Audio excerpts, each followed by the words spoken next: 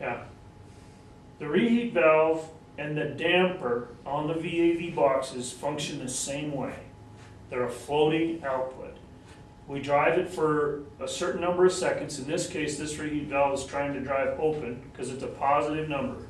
This one's a negative number, it's trying to drive closed. It's really all you need to know about graphics on floating actuators. They drive for a certain number of seconds, open or closed. Negatives closed, positives open.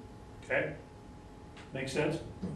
Okay, so we could have shown a negative on and an on, but that doesn't tell you, if Scott's out there looking at an actuator and Tino's at the workstation says, hey, I've got 150 seconds, okay, then he can time it. Yeah, it's stroked all the way open or all the way closed. Okay, maybe I have 15 seconds. Did it actually drive for 15 seconds?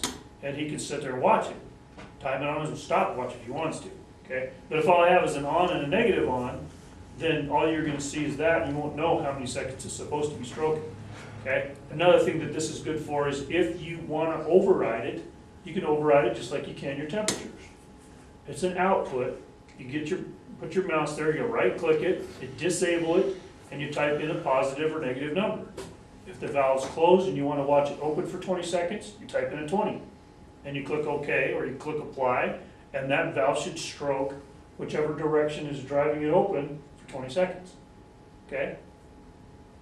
Real simple.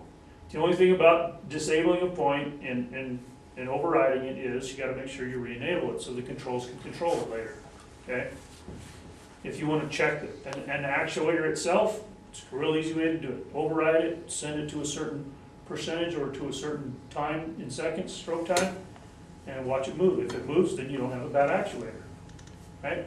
And you can do that at any point. Doesn't matter what it is. CFM set point. You can change the set point to 100 here. Right click, disable, set it to 100, and then the actuator should start driving. Should start closing, so it should go negative until that value comes down really close to 100. Okay? You can do it at any point, anytime, anywhere, from any graphic. It doesn't matter where it is. Right click and disable and override it if you need to. So anytime the dampers are moving, will there be a number there? Yep. Okay. Yep.